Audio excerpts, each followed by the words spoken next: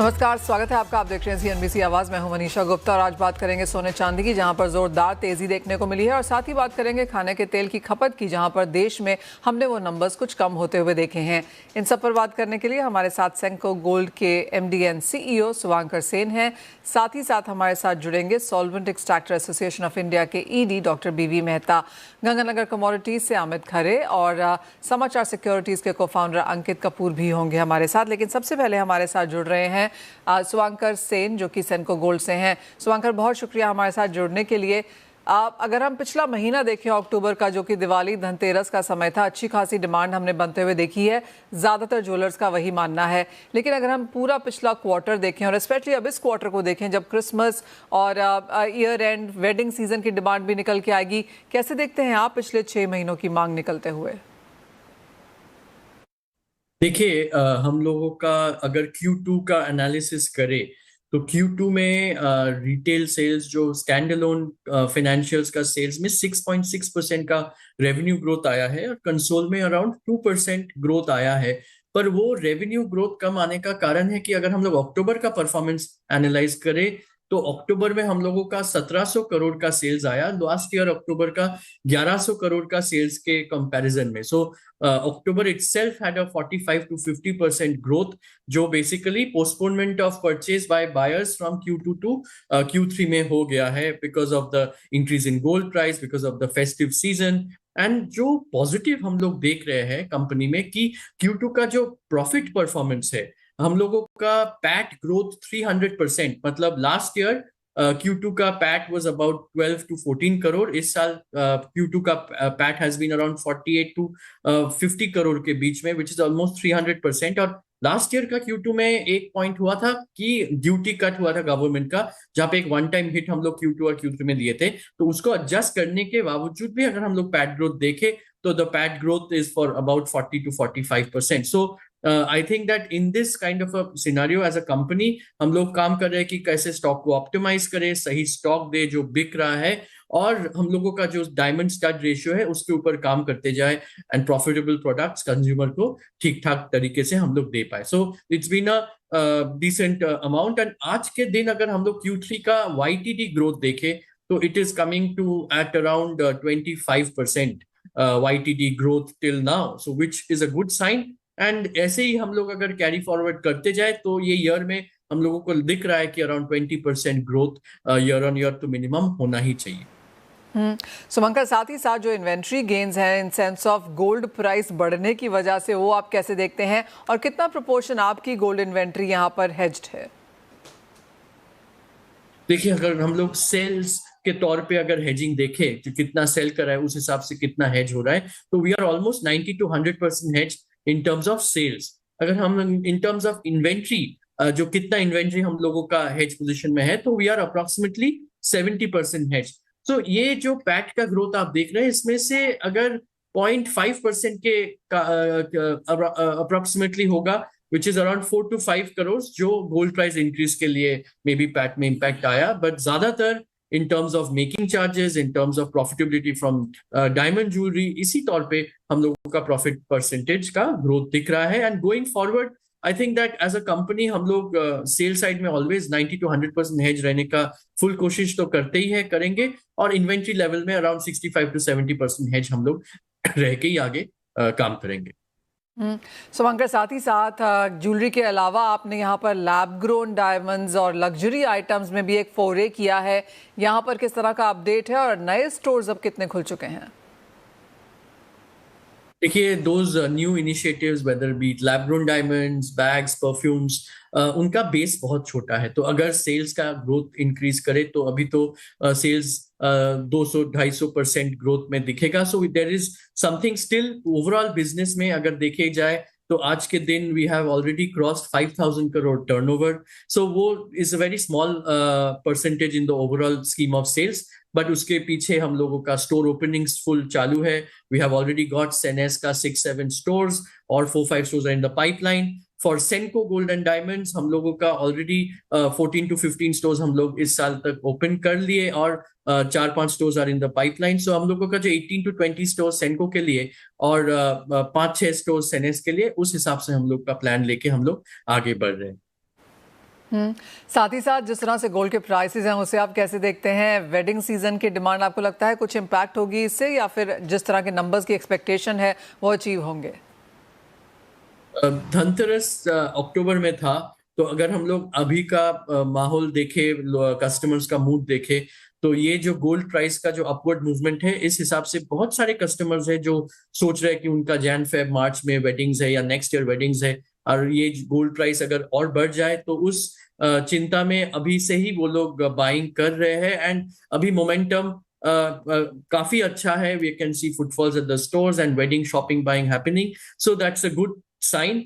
And in terms of pricing analyse करें तो आज जैसे डोनाल्ड ट्रंप ने जो शटडाउन गवर्नमेंट का था वो ओपन अप कर दिए, और बहुत सारे बातचीत चल रहे हैं कि हम लोग वो लोग लिक्विडिटी सब जो लोग का लोअर इनकम ग्रुप है उनको $2,000 दे दे, ऐसे करके बेसिकली फंड इन्फ्यूजन करने के लिए to drive consumption. So all in all ये सारा चीज इन्फ्लेशनरी है, और इंटरेस्ट रेट फेड का कट करने का बहुत अच्छा खासा प्रोबेबिलिटी है। So I think that gold price का बुलिश मोमेंटम चालू रहेगा फ्यूचर में, और 5-10% बढ़ ही सकता है आज के दिन से। So we should keep that in mind, and उस हिसाब से ही कंज्यूमर्स को भी हम लोग अवेयर कर रहे हैं ताकि वो लोग अपना बाइंग प्लानिंग के तरफ से करते जाए। ऑलराइट शुभंकर, एक फाइनल सवाल, और ये है गोल्ड प्राइसेस को लेकर ही, क्योंकि old gold exchange for new jewellery हमने यहाँ पर काफ़ी हद तक प्रेवलेंट होता हुआ देखा है। एज ऑफ नाउ इसके क्या नंबर्स हैं, और ऑल ओवर बिजनेस का ये कितना बड़ा शेयर है? देखिए, ये जो ओल्ड गोल्ड एक्सचेंज है, इसमें मैंने दो तरह का फिगर्स एनालाइज मैंने किया। एक है कि during the month of October, ये जो फेस्टिव सीजन था, उसमें old gold exchange almost 48 to 50% हुआ है। बट अगर हम लोग पूरा YTD का लेवल देखें या हाफ ईयरली का लेवल देखें, तो ये old gold exchange around 42-43% exchange हो रहा है ओवरऑल बिजनेस का।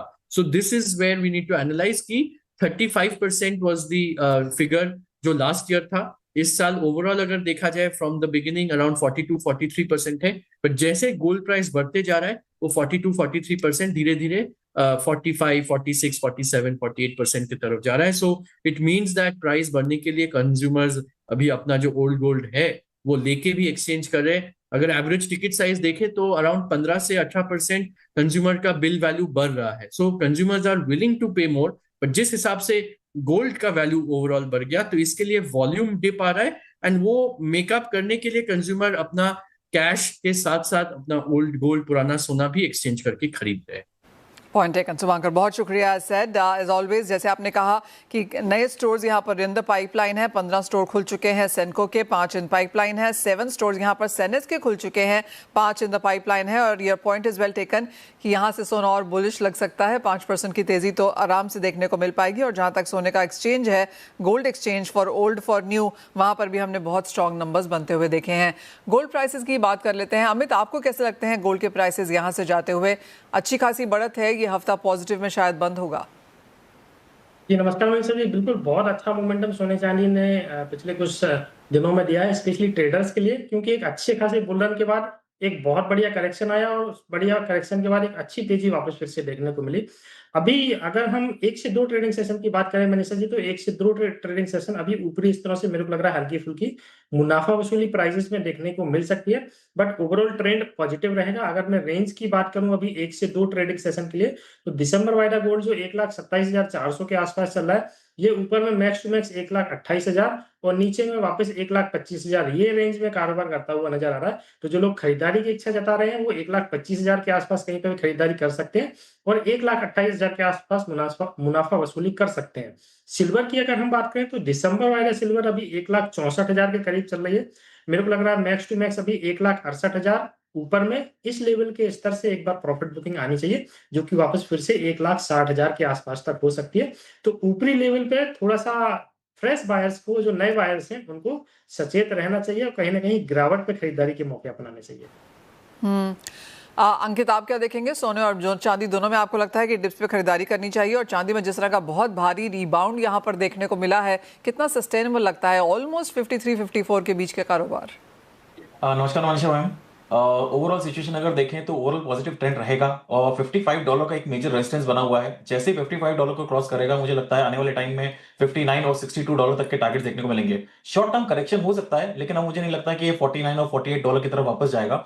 शॉर्ट टर्म करेक्शन में $52 के अगर आसपास मिलता है, खरीदारी करके चलेंगे, काफी बेहतर रिजल्ट देखने को मिल सकते हैं। और बस एक $55 का एक रेजिस्टेंस है, उसको क्रॉस करना के लिए हो सकता है 1 से 2 दिन का समय लगे, लेकिन वो जैसे ही क्रॉस करेगा फर्दर अपसाइड रैली के लिए तैयार रहना है। ओवरऑल फंडामेंटल्स की अगर बात करूं, कोई भी चेंजेस देखने को नहीं मिल रहे हैं। ऑल राइट, मेटल्स कैसे देखते हैं अंकित, क्योंकि कुछ सपोर्ट यहाँ पर लगातार बनता हुआ नजर आया है, अपने upper side of the range में कारोबार है, क्या यहाँ से भी खरीदने की राय है?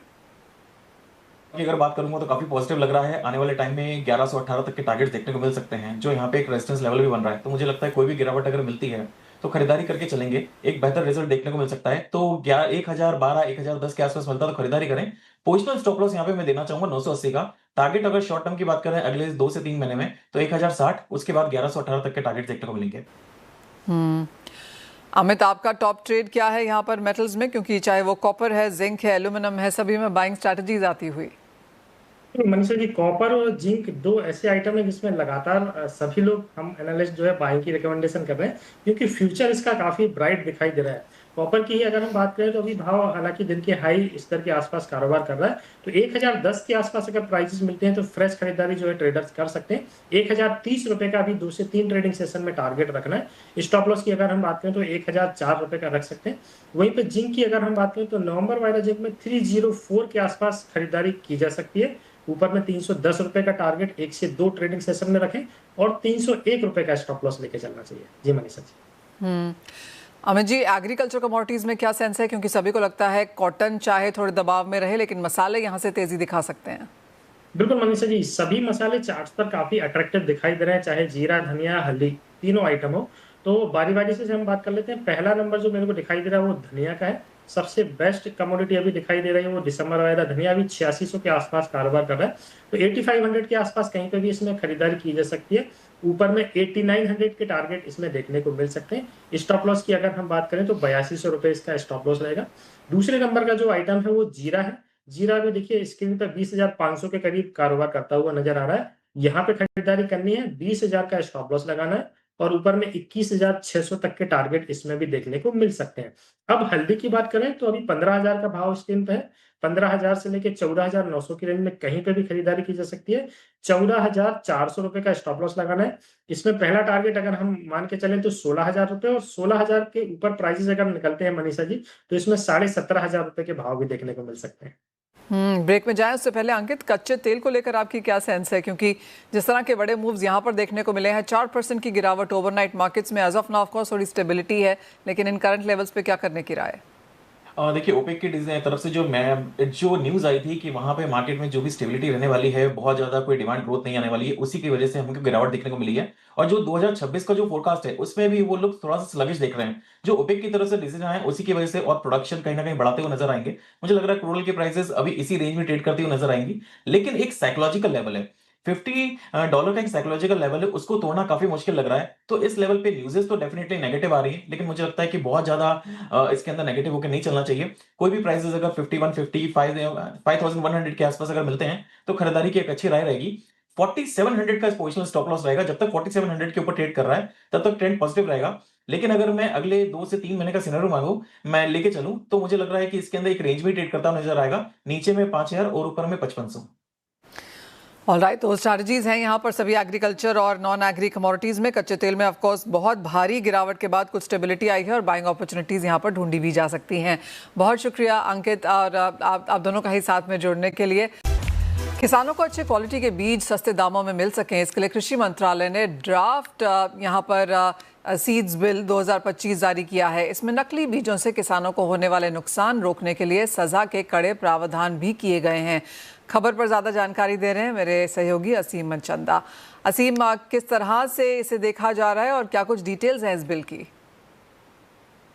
सीड एक्ट 1966 में आया था और उसके बाद सरकार ने सीड कंट्रोल ऑर्डर 1983 के अंदर जारी किया था। कई साल बीत चुके हैं लेकिन अभी तक इसमें कोई बदलाव नया देखने को नहीं मिला। तो अब सरकार चाहती है कि जो किसान है उनको नई क्वालिटी के बीज अच्छे सस्ते दामों के ऊपर मिले। तो इसके लिए सरकार ने सीड बिल ड्राफ्ट 2025 का एक ड्राफ्ट जारी किया और सभी स्टेक होल्डर्स की राय मांगी है। तो इससे जो किसान है उनको अच्छी क्वालिटी के बीज सस्ते दामों पर मिल पाएंगे। बाहर से जो बढ़िया क्वालिटी के सीड्स आ रहे हैं उनका भी आयात यहाँ पर इसके जरिए पॉसिबल हो पाएगा। जो घटिया क्वालिटी के सीड्स बेचते हैं जिससे किसानों को नुकसान उठाना पड़ता है तो उससे भी सरकार इसके ऊपर कार्रवाई करेगी, उनके ऊपर भी कार्रवाई की जाए पड़ेगी। और कई सारे ऐसे प्रोविजन है जिनको सरल भी किया गया है ईज ऑफ डूइंग बिजनेस के चलते, जहां पर कि अगर कोई गलत ब्रांडिंग करता है तो वहां पर जो सजा के प्रावधान है उनको भी यहाँ पर कम किया गया। तो सरकार की ये कोशिश है कि जो सीड्स है वो किसानों को अच्छी क्वालिटी के सस्ते दामों पर मिल सके। तो इसके लिए सरकार ने यह ड्राफ्ट बिल जारी करके सभी स्टेक होल्डर से 11 दिसंबर तक राय मांगी है। बहुत शुक्रिया असीम साथ जुड़ने के लिए और उस खबर के लिए भी। तो क्लियरली एक ड्राफ्ट बिल का फीडबैक यहाँ पर आता हुआ नजर आ रहा है और जैसे असीम कह भी रहे थे कि काफी समय से अटका हुआ है और अब शायद हम इसमें एक मूवमेंट आता हुआ देख रहे हैं। आगे बढ़ते हैं और आपको बता दें कि देश में खाने के तेल का इंपोर्ट करीब फ्लैट रहा है। 2024-25 मार्केटिंग साल में 160 लाख टन खाने के तेल का इंपोर्ट हुआ है। वहीं खास बात यह है कि भारत नेपाल से भी सोयाबीन और सनफ्लावर तेल का इंपोर्ट कर रहा है। डिटेल जानने के लिए हमारे साथ solvent extractor association of India के ईडी डॉक्टर बीवी मेहता हैं। डॉक्टर मेहता, शुक्रिया समय निकालने के लिए। सबसे पहले तो इंपोर्ट्स और मांग के बारे में बात कर लेते हैं और ये एक चीज़ अक्रॉस काफ़ी सारे फूड सेगमेंट्स में देखने को मिली है कि हमने मांग पिछले 2 से 3 क्वार्टर्स में यहाँ पर लगातार थोड़ी सी कमज़ोर ही रहते हुए देखी है। क्या इंपोर्ट के आंकड़े ये एब्सोल्युटली क्लैरिफाई कर देते हैं? नहीं, इंपोर्ट आप देखें तो लास्ट ईयर के लेवल पे है। लास्ट ईयर 160 लाख के करीब थे, इस साल भी 160 लाख के करीब है। इंपोर्ट कम नहीं हुआ है। यो एक चिंता का भी विषय है कि हम चाहते कि हमारा जो आत्मनिर्भर की बात करते थे, मगर यहाँ तो हम देख रहे हैं कि भाई इंपोर्ट जो लेवल पे बढ़ रहा है। इनफैक्ट लास्ट 5 साल में 130 लाख से 160 लाख हो गए। प्रैक्टिकली 8 लाख टन का एवरेज बढ़ता रहा है। हम टेक्नोलॉजी मिशन की बात करते हैं, आत्मनिर्भर की बात कर रहे हैं, तो आज सामने जो रिजल्ट दिख रहा है वो काफी निराशाजनक है। और दूसरा, अगर हम बिल की बात करें, पहले 15 बिलियन था, अभी 18 बिलियन हो गया। मतलब जो लास्ट ईयर था 1.32 लाख करोड़ का बिल था, इस साल हो गया 1.61 लाख करोड़ का बिल हो गया है। ये काफी चिंता विषय है, ये भी बढ़ रहा है। स्टॉक जो था वो रिड्यूस हो रहा है। स्टॉक जो लास्ट ईयर था 24 लाख का था और अक्टूबर में ये साल है 17 लाख है। तो ओवरऑल एडिबल ऑयल की इंपोर्ट बढ़ रहा है और उसका 2-3 रीजन भी है कि हमारी आबादी भी बढ़ रही है। हर साल 15-16 मिलियन आबादी बढ़ रही है और पर कैपिटा कंजम्पशन भी राइज हो रहा है क्योंकि पर कैपिटा इनकम भी बढ़ रही है। खासकर पे जो मिडिल क्लास है, मिडिल क्लास लगभग 25 या 50% है, उसमें इनकम बढ़ रही है। और जब वहाँ इनकम बढ़ती तो जो खर्च होता है फूड, शेल्टर एंड क्लोथ में ही खर्चा होता है। इसके लिए एडिबल ऑयल की डिमांड बढ़ रही है। हाँ जी मैडम। डॉक्टर मेहता, अगर हम ओवरऑल नंबर्स देखें जो शेयर किए गए हैं उसके हिसाब से सोयाबीन ऑयल का इंपोर्ट यहाँ पर बढ़ा है, लेकिन पाम और सन में थोड़ी सी गिरावट देखने को मिली है। आप कहेंगे ये प्राइस सेंसिटिविटी मैट्रिक्स है? डेफिनेटली प्राइस सेंसिटिव है। आज सोयाबीन पाम के जो B50 की बात कर रही है इंडोनेशिया, और सप्लाई कम हो रहा है और महंगा हो रहा है। एक जमाने में पाम सबसे सस्ता था, आज पाम सस्ता चल नहीं रहा है। सॉफ्ट ऑयल की नजदीकी है तो उसके लिए जो वो भी फर्क पड़ा है और सोयाबीन सस्ता मिल रहा था। तो नेचुरली अपने तो ऑयल चाहिए, तो ज्यादा जब सोयाबीन आया और रिकॉर्ड इंपोर्ट किया है, 54 लाख टन इंपोर्ट किया है, जो रिकॉर्ड है। जो पहले 15-16 में कोई 43 लाख टन का था और अगर आज 54 लाख टन एक ही साल में सोयाबीन ऑयल आया है, तो रीजन वही है कि सस्ता तेल मिल रहा है सोयाबीन और पाम महंगा हो रहा है। अभी पहले हम बोलते थे palm is the cheapest oil, is no longer a cheapest oil. Palm महंगा हो रहा है और आप देखिए द टोटल इंपोर्ट भी लास्ट ईयर 90 लाख था, इस साल 75 लाख की पाम का इंपोर्ट है। हाँ जी। आगे जाते हुए अब जिस तरह से आपने यहाँ पर सेल्फ सफिशिएंसी की बात की है, कहाँ पर हम वहाँ पहुंचे हैं अगले 5 साल में? कहाँ देखता है भारत अपने आप को? ये इंपोर्ट कंटिन्यू रहेगा। विल बी लकी अगर हम 3-4 मिलियन कम कर सके तो अच्छा रहेगा, नहीं तो हर साल कम से कम 10 लाख टन एक्स्ट्रा तेल की जरूरत है, और इतने मतलब आपको 30 लाख टन का ऑयल सीड की प्रोडक्शन बढ़ाना है। अगर इतना नहीं बढ़ा सके तो हो सकता है कि हमारा इंपोर्ट बढ़ सकता है कम होने की जगह पे। उम्मीद करते हैं कि इंपोर्ट कम हो, मगर जैसा पिक्चर सामने आज दिखते हैं लास्ट 5 साल ना इंपोर्ट कम नहीं हुआ है। चाहे ऑयल सीड का प्रोडक्शन बढ़ा है, आई एम नॉट सेइंग, मगर जितना बढ़ना चाहिए जो डोमेस्टिक रिक्वायरमेंट इतना नहीं बढ़ रहा है, और गैप इंपोर्ट से फिल किया जा रहा है। डॉक्टर मेहता, एक फाइनल सवाल, और इंडिया ऑफ कोर्स काफ़ी सारी कंट्रीज से अलग अलग तरीके के ऑयल्स इंपोर्ट करता है, और रिसेंटली हमने नेपाल से भी यहाँ पर सोयाबीन और सन इंपोर्ट करना शुरू किया है। किस तरह से डाइवर्सिफिकेशन इन दैट सेंस आप देखते हैं भारत का बनता हुआ? नहीं, वो डाइवर्सिफिकेशन नहीं है, एक टैक्स एडवांटेज की बात है। आज नेपाल साफ्टा एग्रीमेंट के मुताबिक नील ड्यूटी में इंपोर्ट भी कर रहा है और नील ड्यूटी में इंडिया एक्सपोर्ट कर रहा है। हमारी इंपोर्ट ड्यूटी नील है फॉर नेपाल के जो से हमारा है, तो नेपाल क्रूड सोयाबीन या तो सनफ्लावर इंपोर्ट करता है। वहाँ कम से 27 आज रिफाइनरी लगी हुई है, और रिफाइन करके उनके लिए लोकल मार्केट तो 3 या 4 लाख टन की है, बाकी 7 से 8 लाख टन इंडिया में एक्सपोर्ट कर रहे हैं। वो मेजर मार्केट उनके लिए बन गई है, और उनको भी एडवांटेज है। देखिए, जो पहला ड्यूटी थी up to June, duty difference था 8.25, तो काफी आरबीडी रिफाइन आता था, पर जब से वो ड्यूटी डिफरेंस बढ़ा के 19.25 कर दिया, प्रैक्टिकली आरबीडी ऑयल इन बंद हो गया। मगर ये दूसरा दर्जा खुल गया है, नेपाल से रिफाइंड ऑयल आ रहा है। तो क्लियरली जैसे आपने कहा कि डिमांड यहाँ पर अभी भी अच्छी खासी बनी हुई है, अच्छा खासा स्टॉक है इंडियन मार्केट्स में, सेल्फ सफिशिएंसी अभी बहुत दूर है। अगले 5 साल में भी अगर हम 3-4 मिलियन टन भी यहाँ पर दे पाएं तो भी इनफ है। काफ़ी सारी चीज़ें हैं यहाँ पर एडिबल ऑयल इंडस्ट्री में देखने के लिए। जहाँ तक प्राइसेस की बात है, पिछले साल से हाई है, लेकिन ओवरऑल हमने यहाँ पर भी इन्फ्लेशन ठीक ठाक आते रहते हुए देखी है। इसी के साथ फिलहाल इस कार्यक्रम में इतना ही समय है। एक ब्रेक के लिए रुकेंगे, जब लौटेंगे तो आपके लिए लेकर आएंगे आवाज़ समाचार।